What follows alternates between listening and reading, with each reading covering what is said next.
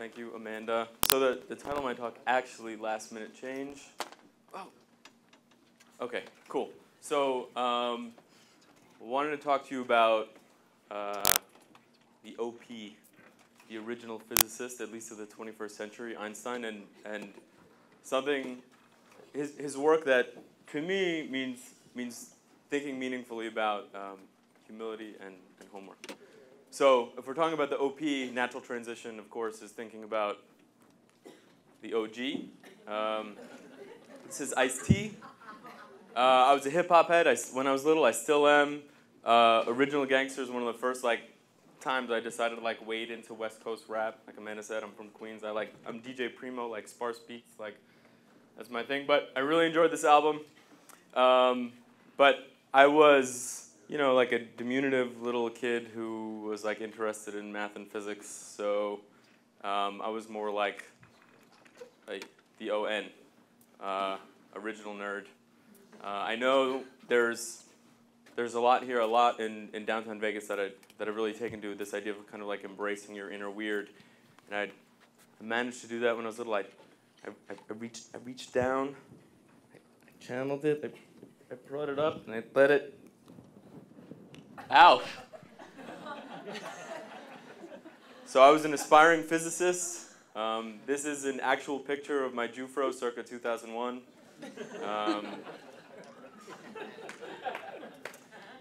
My nickname in high school is Frolicious, so it's pretty cool. So I was lucky enough to get into MIT, and I went on to study physics there. I keep doing this too fast. I managed to be, these were my people. It was awesome. Felt at home, kind of like this. This is kind of my second dated music reference, early 90s. Get on your early 90s music game for this presentation. Blind Melon, you guys know this video? My people. Awesome. But I was hardly a standout student there. Barely managed to get by, frankly. But I did take a physics course my freshman year on relativity that really stuck with me and has informed my worldview in really important ways since. And I'm going to talk about it a little bit with you guys today. In fact, actually, you're going to learn about it a little bit today. It's interactive. So who here has taken a physics course? Oh, nice. Awesome. Who here is scared of physics or was scared of physics at some point? Wow, 50, that's a smaller percentage than normal, because I feel like tepid would be a generous characterization for the reaction that most people have to physics. This is what I was expecting. You guys are still all seated, so that's a start. That said, I needed to take measures. I needed to take steps to make sure that you guys would pay attention to this part of my presentation, because it's a little wonky. So I got here a little bit early. You guys probably recognize this as a Scantron. You will find a Scantron, a number 2 pencil, and a scientific calculator taped below your seats. Can you guys please retrieve them now? No, I didn't.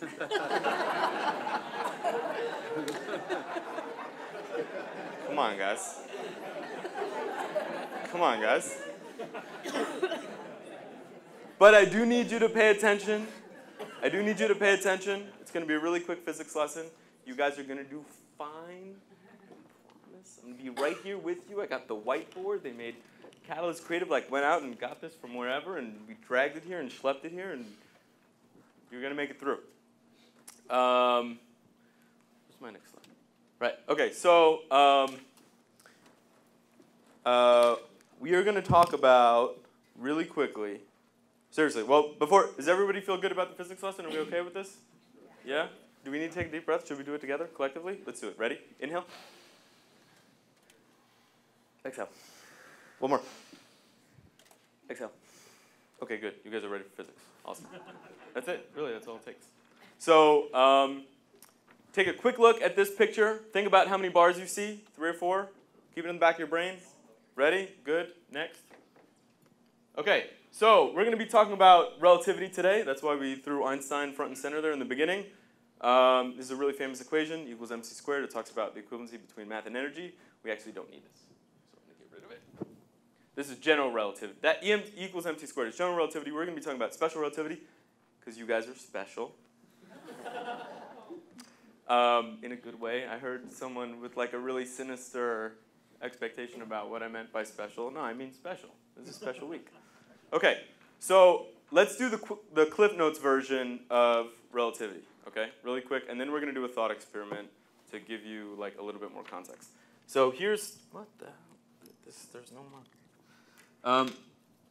So the main takeaway of special relativity is that these two quantities, length and time, have no absolute meaning.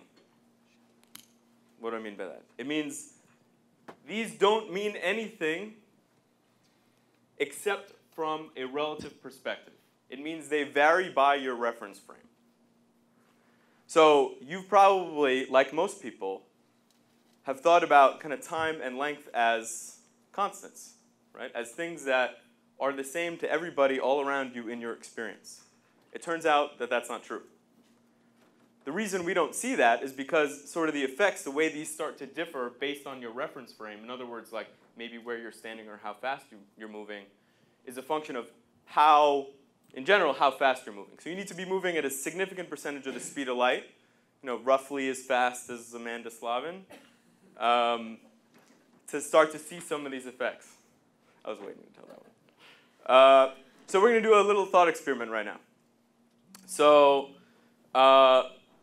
let's say you're working for Zappos, you're working for the Downtown Project, you're really moved by what's going on here. You decide to, there's increased quality of life every day. You decide to raise your family here. You have a kid. Meanwhile, on the other side, in the Strip, kind of like the different part of Vegas from what I understand. I don't know, I've only been here for like 36 hours, but I feel like there's some kind of difference. In any case, so in the meantime, a really good person who's just like you decides to raise their family there. Your kids respectively go on, they get good educations, they go on, they get graduate degrees. In science, they go on, you should be really proud. They go on, right? They get fancy instruments to measure things like time and length. And the person's kid from the Strip finds himself in this train that's moving at a significant percentage of the speed of light. And your kid finds himself kind of in the stationary observer's position in C, observer C, right there at the bottom of the screen. Okay? And the train is moving at a significant percentage of the speed of light. And from your kid's perspective, two lightning bolts strike these trees kind of equidistant from the train. Your kid knows this because the light traveled and arrived at these two light rays traveled from the trees to your child's kind of detectors, whatever that might look like. And he's like, hey, I have the time. I know for sure. I have this fancy detector. It told me what time the light got here. Okay, it got here at this time. They got here at the same time. That's how I know the trees were equidistant. Meanwhile, the child from the Strip is like, no.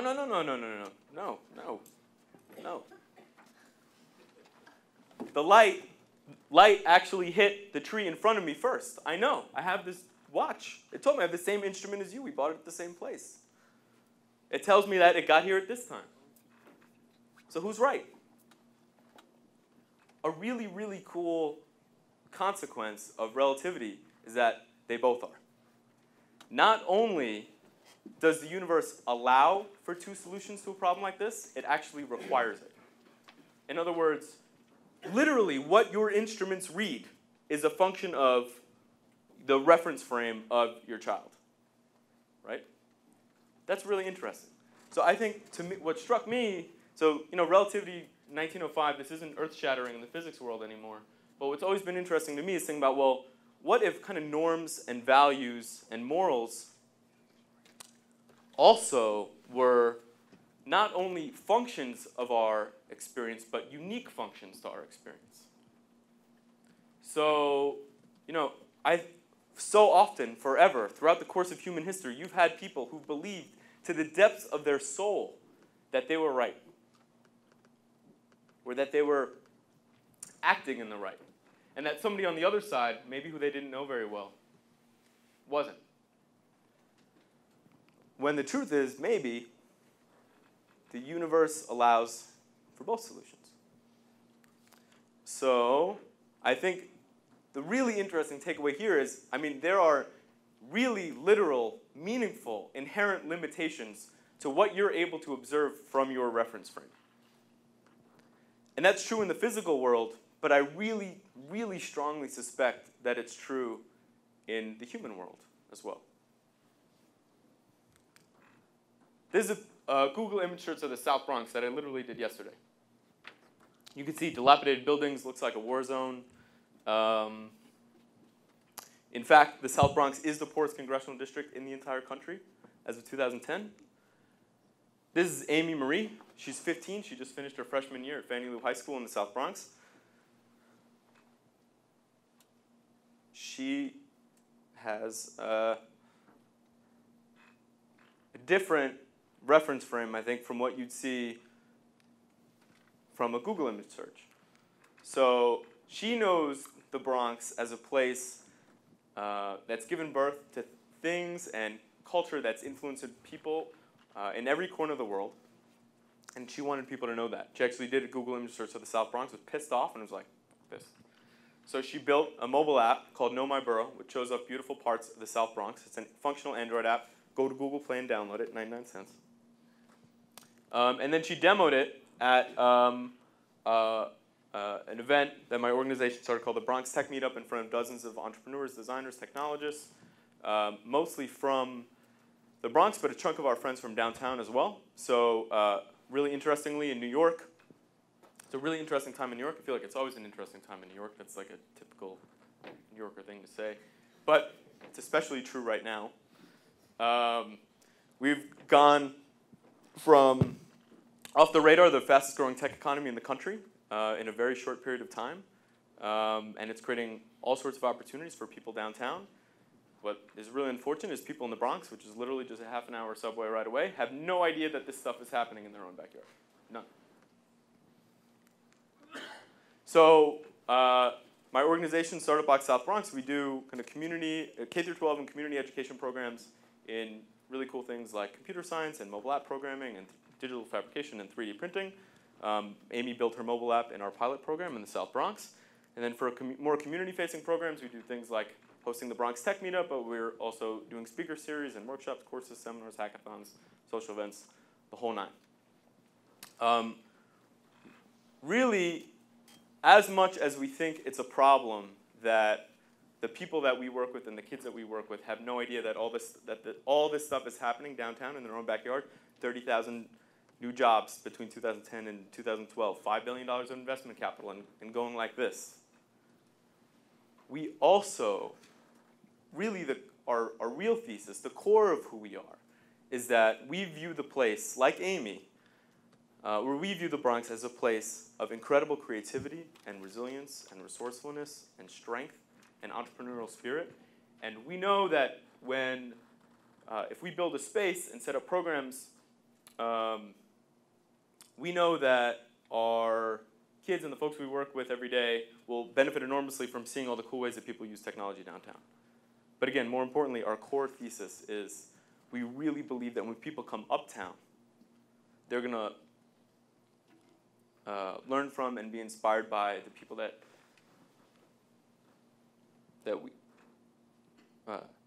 we work with every day as well.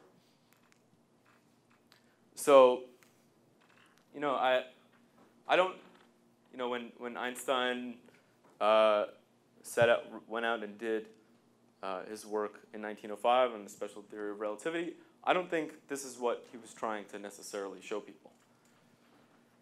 But I think there's something really powerful about the main results of special relativity.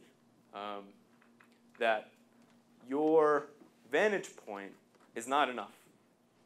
It's not enough. And if you don't fundamentally recognize that and very, very deliberately acknowledge the limitations of your perspective and make a point to step outside your comfort zone and do your homework, you'll miss out on a lot. So that's it. Thank you.